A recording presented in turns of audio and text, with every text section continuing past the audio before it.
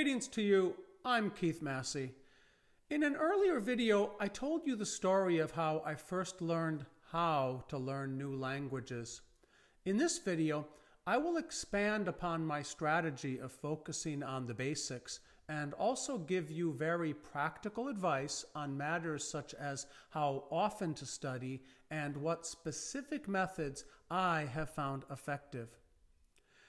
As I previously described, building a strong foundation on the absolute basics of the language is a formula for success. What I would have you consciously try to avoid is focusing on anything, especially at the beginning of your studies, that deep down you know you aren't going to use on a daily basis. If you are looking at a page in a language learning book and they are showing you the names of every imaginable color, think to yourself, if I decide today to learn actually only 5 of these, which should I pick? I mean, black and white are obviously 2 of those 5. Red and blue are probably useful to learn early on, but for the time being, don't try to learn brown and purple. Take it from me.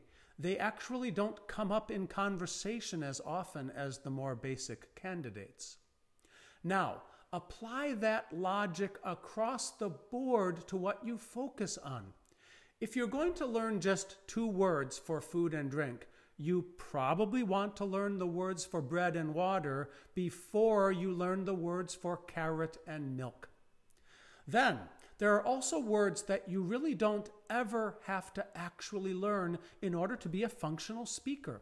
For instance, I know how to say doorknob in exactly 1 of the languages I speak, English.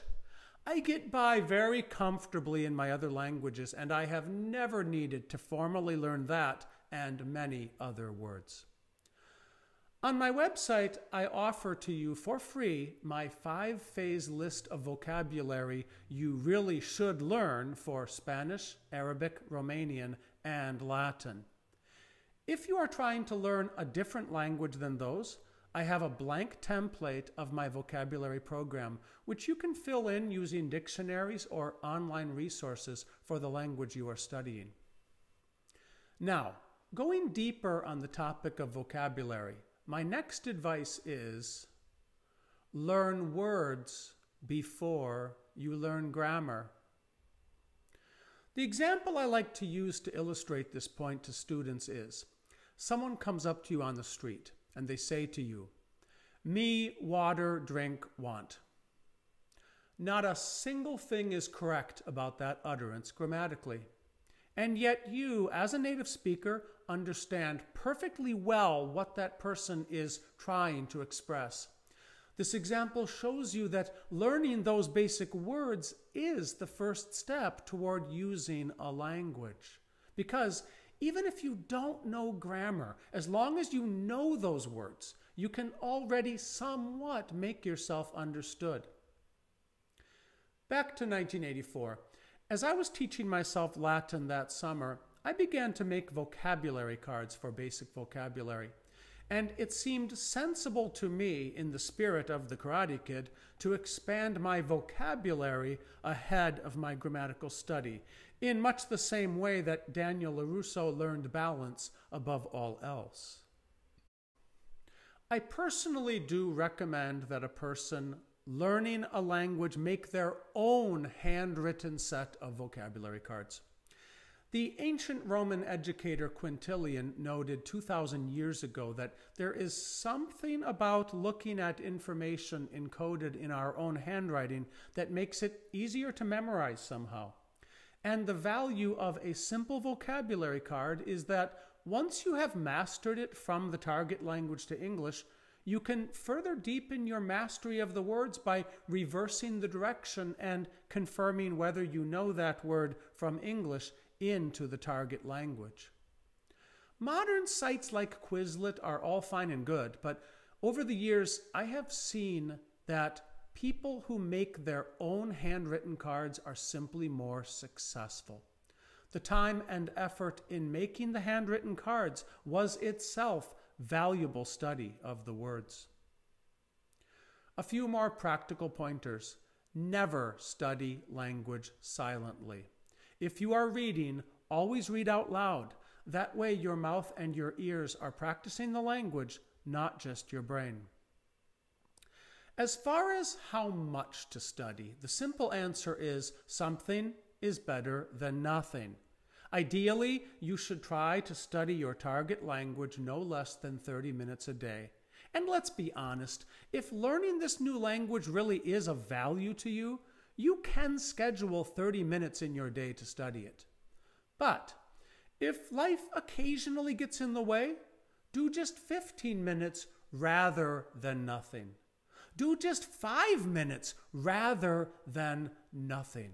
Just a little bit every day is better than a lot one day a month. Learn the conversation you are likely to first have. You and I are very different. We probably have different numbers of siblings. We probably have different jobs.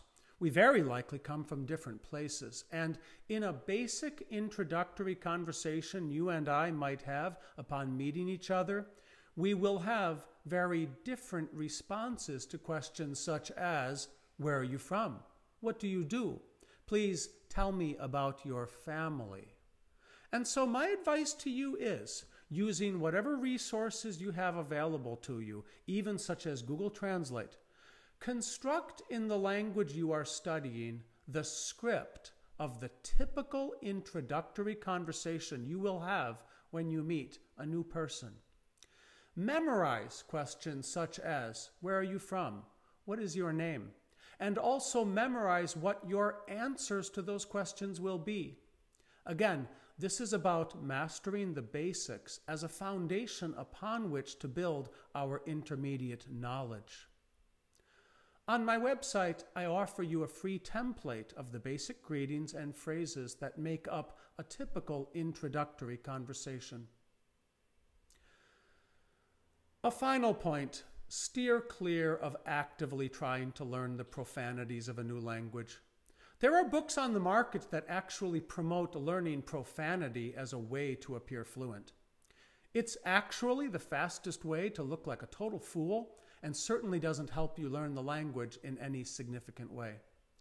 I have accidentally learned some profanity in my various language while deepening my knowledge of them. I'm not proud of this, but I can be a potty mouth at times in English, but I don't use profanity in other languages. And the reason is, be honest, if you meet someone who speaks poor English, but then also laces what little they do know with the F word, you're not impressed with that person because they know the F word. So don't be that person in another language. In my next video, I will describe a technique to apply after you have made some progress in your new language and want to truly take your study to the next level. I would love to hear about your adventures in learning a new language. Message or email me through the contact information on my website. Again, I share the Arabic proverb, Lisan jadid insan jadid. A new language is a new person. Be well.